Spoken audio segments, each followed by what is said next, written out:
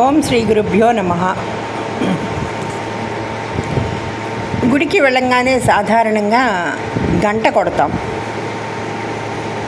గంట కొట్టాకే దర్శనానికి వెళ్తాం. గుడిలోకి వెళ్ళగానే గంట ఎందుకు మోగిస్తారు?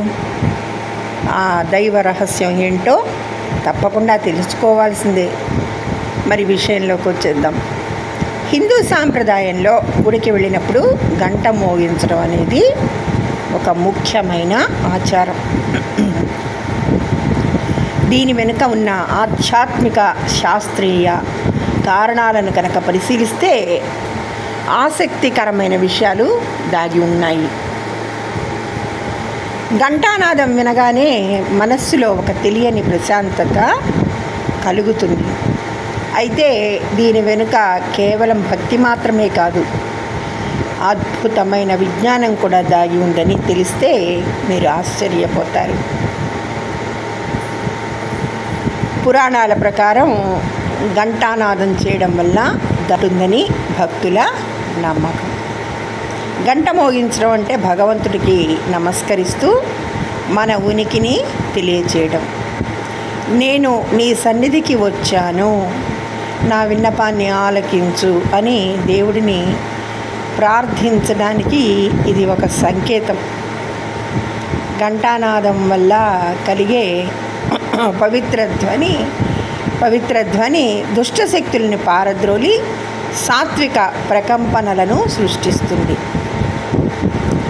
శాస్త్రీయ కోణంగా కూడా, సైంటిఫిక్ రీజన్లో కూడా చూస్తే దేవాలయ గంటలను కాడ్మియం, సీసం, రాగి, జింక్, నికెల్, క్రోమియం, మ్యాంగనీస్ వంటి లోహాల శాస్త్రీయ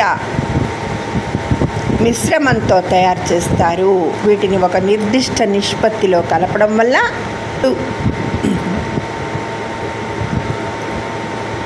ఒక విలక్షణమైన ధ్వని వస్తుంది.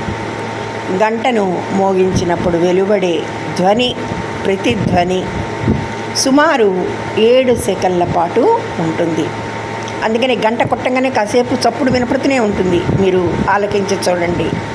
ఈ ధ్వని తరంగాలు మన మెదడులోని ఎడమ, కుడి భాగాలను ఏకం చేస్తాయి.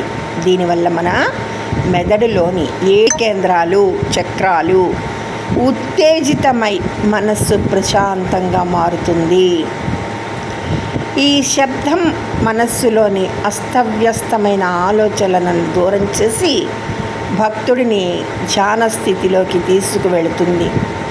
దీనివల్ల దైవ దర్శనం సమయంలో పూర్తి ఏకాగ్రత కుదురుతుంది. అంతేకాదు, గంట మోగించినప్పుడు వచ్చే ప్రకంపనలు గాలిలోని సూక్ష్మ క్రిములను, బ్యాక్టీరియా, వైరస్లను నాశనం చేసే శక్తిని కలిగి ఉంటాయి. తద్వారా పర్యావరణం శుభ్రపడుతుందని శాస్త్రవేత్తలు భావిస్తారు. దేవాలయ గంట కేవలం ఒక లోహపు వస్తువు కాదు, అది మనసు సిద్ధం చేసే ఒక అద్భుత సాధనం. అందుకే పెద్దలు గుడిలోకి వెళ్ళగానే గంట మోగించాలని చెబుతారు. ఘంటానాదం ప్రాముఖ్యత తెలిపే ఒక చక్కటి శ్లోకం కూడా ఉంది మనకి. ఆగమార్థాంతు దేవానాం గమనార్థంతు రాక్షసాం కురు ఘంటారవం తత్ర దేవతాహ్వానలాంఛనం. ఆగమార్థాంతు దేవానాం గమనార్థాంతు రాక్షసాం కురు ఘంటారవం తత్ర దేవతాహ్వానలాంఛనం. అంటే దైవ శక్తిని ఆహ్వానిస్తూ అసుర శక్తులను వెనక్కి పంపుతూ చేసే ప్రక్రియే ఈ ఘంటానాదం. అందుకనే పూజకి కూర్చోగానే గంట కొట్టి పూజని ప్రారంభిస్తాం. ఏ నెగిటివ్ శక్తులున్నా మన నుంచి దూరంగా జరిగిపోతాయి. మనకి పూజకి అనుకూలంగా మారుస్తాయి శక్తులన్నీ కూడా. అదండి. ధన్యవాదములు. సర్వేజన సుఖినో భవంతు.